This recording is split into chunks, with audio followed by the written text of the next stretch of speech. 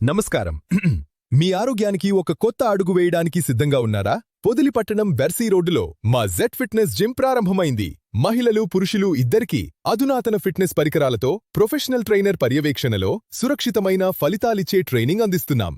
మీరు బరువు తగ్గాలనుకుంటున్నారా లేదా బలం పెంచుకోవాలనుకుంటున్నారా?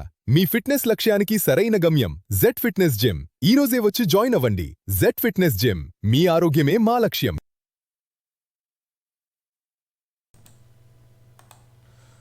ఆంధ్రప్రదేశ్ మార్క్ఫెడ్ మరియు నాఫెడ్ ఆధ్వర్యంలో ప్రభుత్వం కందులకు క్వింటాలకు 8,000 రూపాయలు కనీస మద్దతు ధరను నిర్ణయించి కొనుగోలు కేంద్రాలను ఏర్పాటు చేసింది.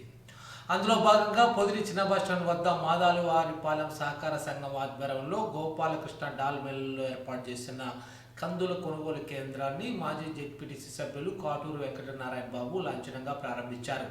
అనంతరం వ్యవసాయాధికారి దేవిరెడ్డి శ్రీనివాసరెడ్డి ఆధ్వర్యంలో రైతులు తీసుకొచ్చిన కందులను తూకం వేసి కొనుగోలు ప్రక్రియను ప్రారంభించారు. ఈ సందర్భంగా వ్యవసాయాధికారి మాట్లాడుతూ పొదిలి మండలంలో రైతుల సౌకర్యార్థం 2 కందుల కొనుగోలు ఏర్పాటు చేసినట్లు తెలిపారు. ఈ కార్యక్రమంలో టీడీపీ రాష్ట్ర కార్యదర్శి గునుగుడు భాస్కర్, మరిపూడి ఎంపీపీ వాకా వెంకరెడ్డి, స్థానిక టీడీపీ నాయకులు పండు అనిల్, ఎలమంద, సమత్పూర్ నాగేశ్వరరావు, షేక్ రసూల్, దోర్నాల అంజిరెడ్డి, నరసింహరాజు యాదవ్ తదితరులు పాల్గొన్నారు.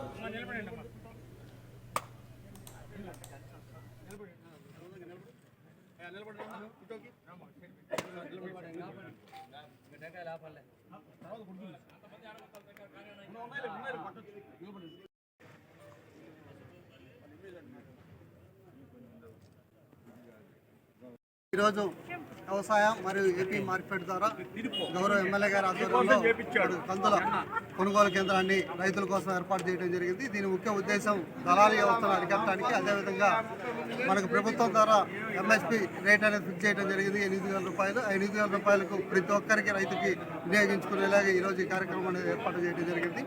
దీనివల్ల రైతులకు ఎలాంటి బయట మార్కెట్లో అమ్మినట్టుగా తక్కువ రేటుకు రైతుల దగ్గర కొనడం, అదేవిధంగా వాళ్ళు ఇబ్బంది పడటం జరుగుతూ ఉంది. కాబట్టి దాన్ని అరికట్టడానికి ఇది బాగా ఉపయోగపడుతుంది. కాబట్టి మండలంలో ఉన్నటువంటి రైతు సోదరులందరూ ఈ అవకాశాన్ని సద్వినియోగం చేసుకోవాలని చెప్పేసి హృదయపూర్వకంగా తెలియజేస్తున్నాం. అదేవిధంగా మన మండలంలో మొత్తము 27,084 ఎకరాల్లో మొత్తం సాగు అనేది చేయడం జరిగింది, కంది అనేది.